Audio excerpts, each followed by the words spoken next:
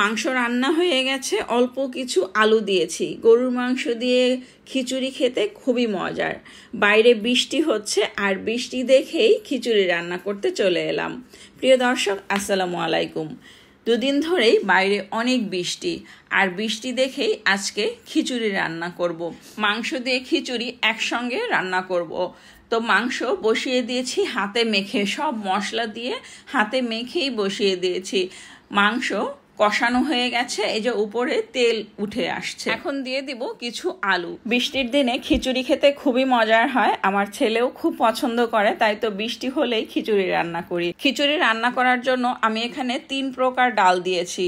মসুরির ডাল, মুগ ডাল এবং খেসারির ডাল দিয়েছি। চালটা খুব ভালো করে ধুয়ে পানি ঝরিয়ে নিয়েছি, আর এখন এই রান্না করা মাংসের মধ্যে দিয়ে খুব ভালো করে কষিয়ে নিব। আলাদা করে মাংস দিয়ে খিচুড়ি খেতেও খুব ভালো লাগে, আবার একসঙ্গে খিচুড়ির সঙ্গে মাংস দিয়ে রান্না করলেও খেতে ভালো লাগে। এখন দিয়ে দিলাম লবণ পরিমাণ মতো এবং গরম মশলা দিয়েছি।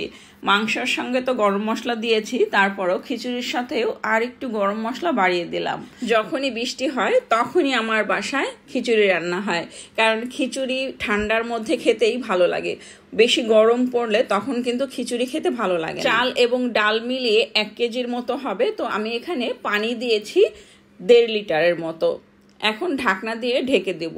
সব সময় ভাতের চাল দিয়েই খিচুড়ি রান্না করি, পোলাও চাল দিয়ে খিচুড়ি রান্না করি না, কারণ পোলাও চাল দিয়ে খিচুড়ি রান্না করলে খাওয়া যায় না, আমি খেতে পারি না। যার কারণে এই ভাতের চাল দিয়ে সবসময় খিচুড়ি রান্না করি। এখন দিয়ে দিলাম কিছু কাঁচামরিচ, আস্ত কাঁচামরিচ দিয়েছি।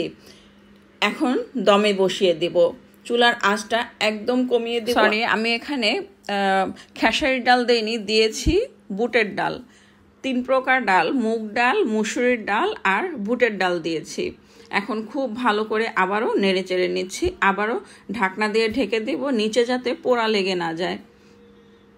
বৃষ্টির দিনে যারা খিচুড়ি খেতে পছন্দ করেন তারা এভাবে একই সঙ্গে মাংস এবং খিচুড়ি একই সঙ্গে রান্না করতে পারেন, খেতে খুবই মজার হয়। তো এই যে হয়ে গেল মজাদার খিচুড়ি। মাংস দিয়ে খিচুড়ি, মুরগির মাংস দিয়েও অথবা খাসির মাংস দিয়েও এভাবে খিচুড়ি রান্না করলে খেতে খুবই মজার হয়। তো এই যে হয়ে গেল মজাদার ভুনা খিচুড়ি। রেসিপিটি ভালো লাগলে একটা লাইক দিবেন, কমেন্ট করবেন, এবং যারা এখনও আমার পেজটি ফলো করেননি প্লিজ ফলো করে দিবেন। সবাই ভালো থাকবেন, পরবর্তী রেসিপি দেখার আমন্ত্রণ রইল। আজ এই পর্যন্ত, আল্লাহ হাফেজ, আসসালামু আলাইকুম।